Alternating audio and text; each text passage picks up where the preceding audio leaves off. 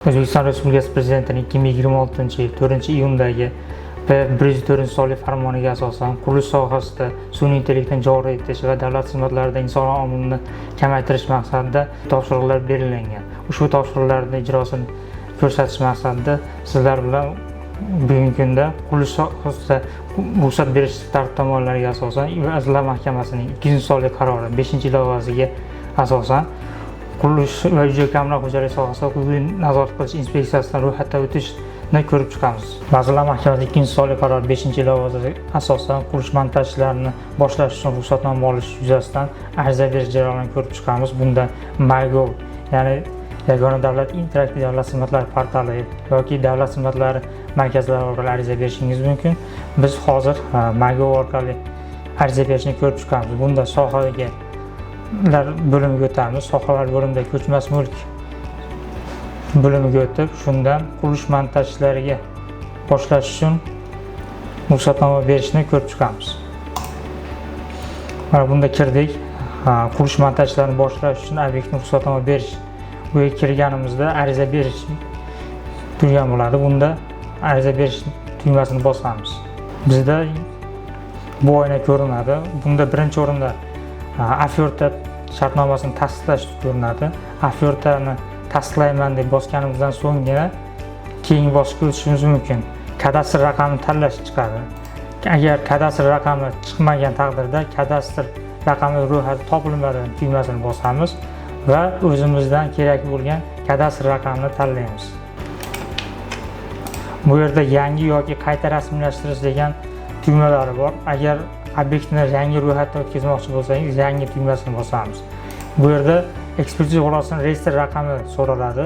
Ekspeditsiya raqamini kiritdik, keyingisini ezamiz.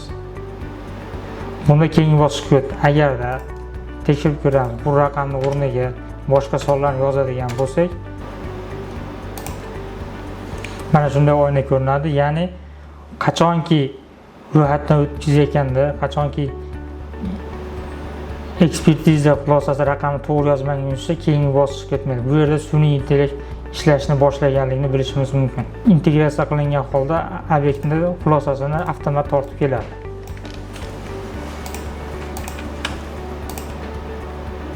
Ekspeditsiyani yo'lladik. Obyekt nomi chiqdi. Undan keyingi bosqichga bosamiz. Va avtomat tarzida obyektning manzili, uning nomi, kadastr raqami hamda toifasi, shuningdek qurilish shaharsozi kengashini ham ko'rsatib beradi. Bu yerda qurilish montaj ishlarining qiymatini yozishimiz kerak bo'ladi. Qurilish montaj ishlari qiymatini yozishda ko'pchilik xatolikka yo'l qo'yadi. Ekspertiza natijalari bo'limiga o'tamiz. Ekspertiza natijalari bo'limida aynan qurilish montaj ishlari qiymatini yozib qo'yilgan. Ushbu summani olamiz. Bu yerda ya'ni qurilish qo'shilgan qiymat solig'isiz ko'rsatilgan summani uni kiritamiz.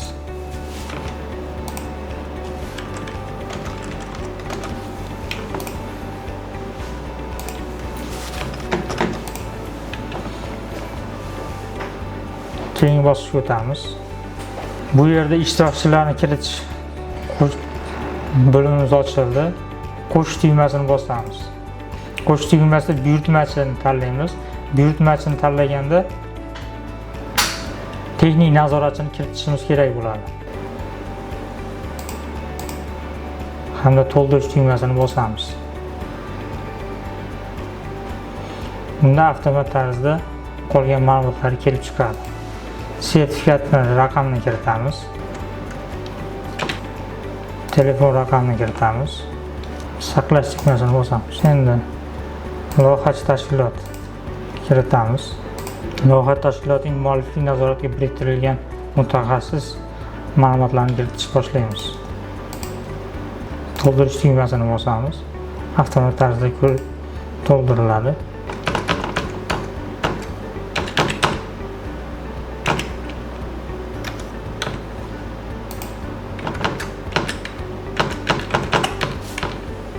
Saqlash tugmasini bosamiz. Undan so'ng pudratchini ma'lumotlarni kiritamiz.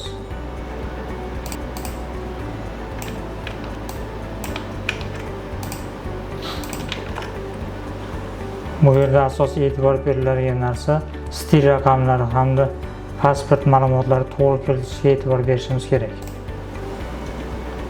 Shundagina avtomat to'ldirilishi tezroq va aniq bo'ladi.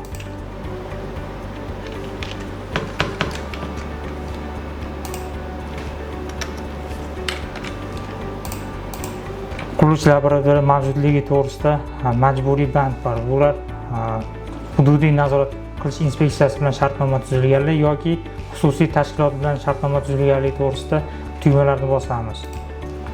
Agarda hududiy nazorat qilish inspeksiyasi bilan shartnoma tuzilgan bo'lsa, shu tugmani bosgan holda shartnoma raqamini kiritamiz.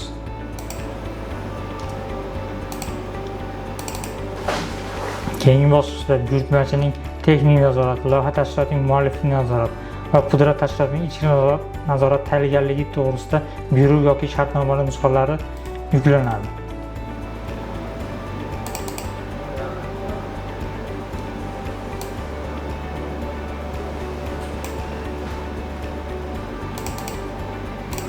Keyingisida buyurtmachining texnik nazorati, loyiha tashkilotining mualliflik nazorati va pudrat tashkilotining ichki nazorat mutaxassislarining sertifikatlari yuklanadi.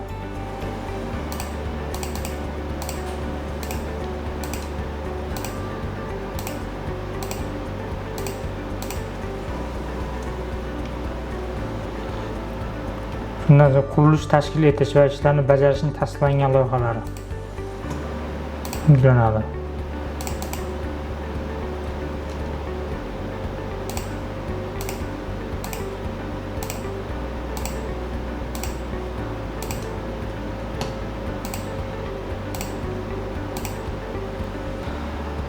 Bu joyda laboratoriya xulosasi bo'yicha shartnoma raqami noto'g'ri kiritilgan edi.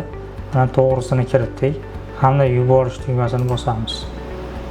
Shundan so'ng arizamiz hududiy qurilish nazorati inspeksiyasida ko'rinadi hamda u joydan qurilish nazorati inspeksiyasi sun'iy intellektdan o'tkazilgan arizani ma'lum qismlarini ko'radi hamda inspektorga yuboradi. Hududiy nazorat qilish inspektori bu obyektning joyiga chiqqan holda o'rganib, qurilish montaj ishlarining boshlangan yoki boshlanmaganligini o'rganib chiqadi. Vazirlar Mahkamasining 2-sonli qarorining 5-ilovasida qurilish montaj ishlarini boshlash uchun ruxsatnoma olish tartibida oldingi va hozirgi tartibda qanday afzalliklar borligini aytadigan bo'lsak, bunda sun'iy intellekt orqali qurilish montaj ishlarini boshlash uchun yuboriladigan hujjatlarning asosiy qismini o'rganib chiqib, to'g'riligini o'rgangan holda hududiy nazorat qilish inspeksiyasiga yuboriladi.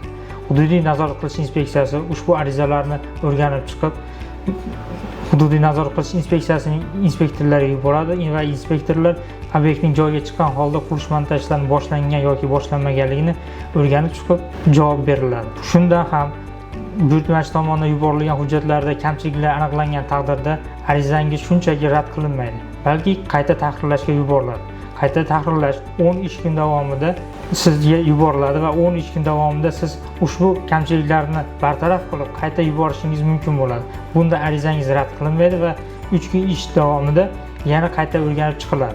Bu takrorli holati 3 martagacha bo'lishi mumkin. 3 martada ham agar ushbu kamchiliklar bartaraf qilinmagan taqdirda avtomatik tartibda sun'iy intellekt tomonidan rad qilib yuboriladi.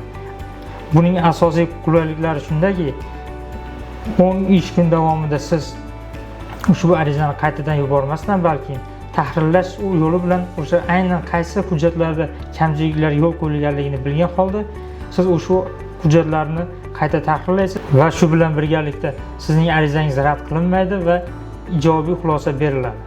Shundan so'nggina qurilish montajlarini boshlashingiz mumkin bo'ladi.